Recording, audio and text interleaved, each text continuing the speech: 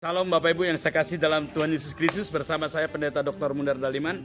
Hari ini tanggal 4 Oktober kita bersama-sama mendengarkan firman Tuhan tentang kerajaan sorga. Saudaraku yang saya kasihi, saya berkali-kali mengulangi bahwa Matius pasal 5 sampai pasal 7 adalah sebuah konstitusi, aturan atau undang-undang kerajaan sorga. Nah, karena itu beberapa cara, beberapa sifat, beberapa tatanan, beberapa aturan-aturan tentang kerajaan sorga saya sudah khotbahkan sebagai anak kerajaan. Kita melihatnya betapa luar biasanya ajaran Tuhan Yesus Kristus itu yang adalah Tuhan dan Raja kita. Saudaraku, hari ini saya berbicara tentang sikap atau perilaku anak-anak kerajaan sorga terhadap semua orang, saudaraku.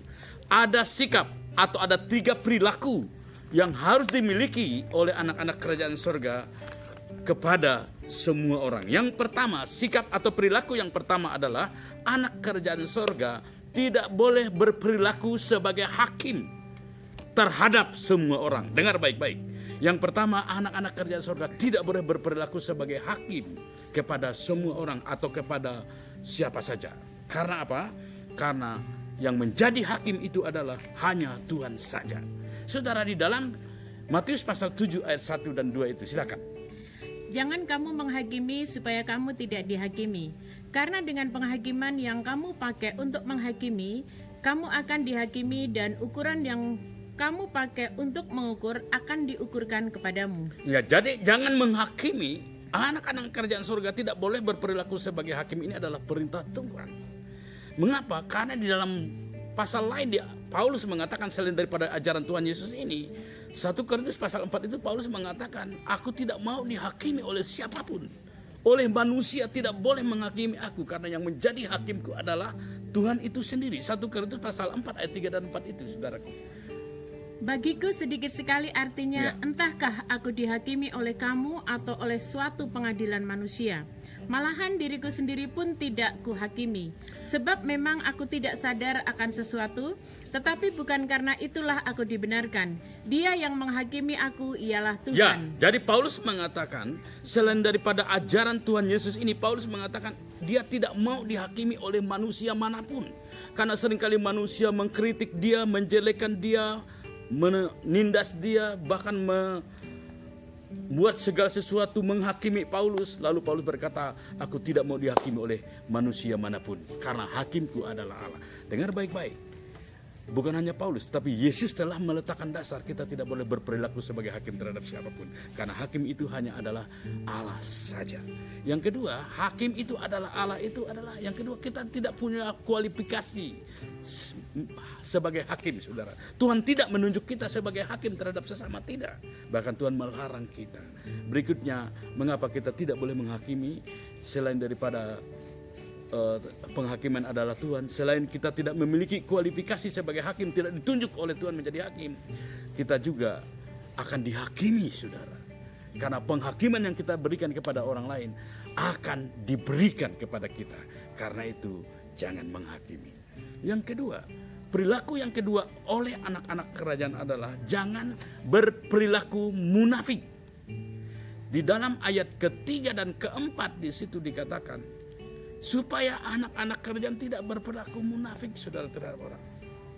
Coba dibaca pasal yang ke-7 ayat yang ketiga dan keempat. Mengapakah engkau melihat selumbar di mata saudaramu, sedangkan balok di dalam matamu tidak engkau ketahui?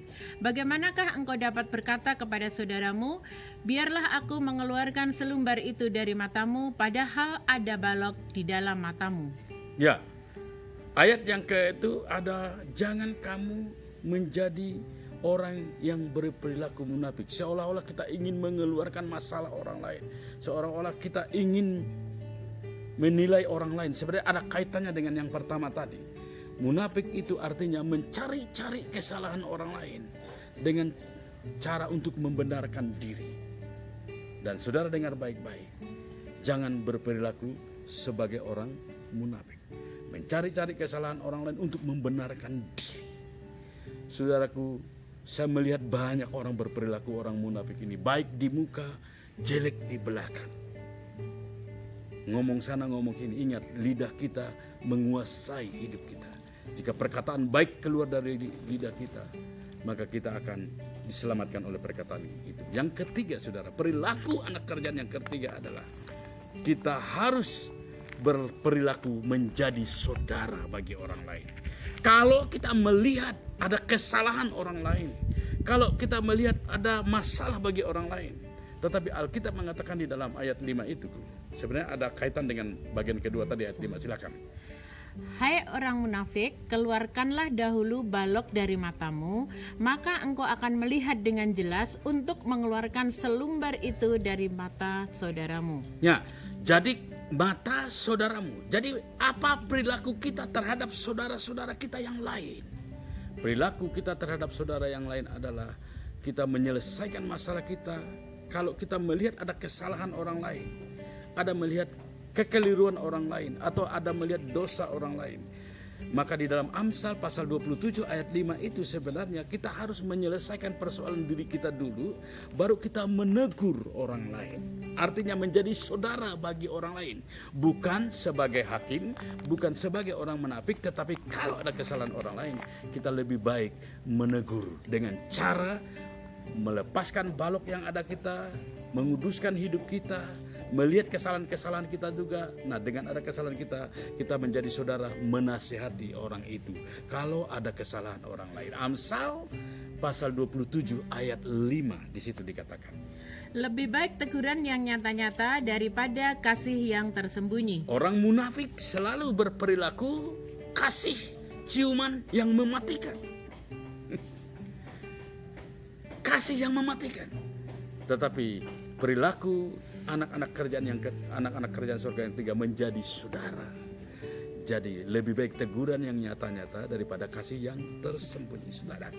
3 perkara yang harus dilakukan oleh anak kerajaan surga yang tidak harus kita lakukan, yaitu yang pertama, tidak berperilaku sebagai hakim.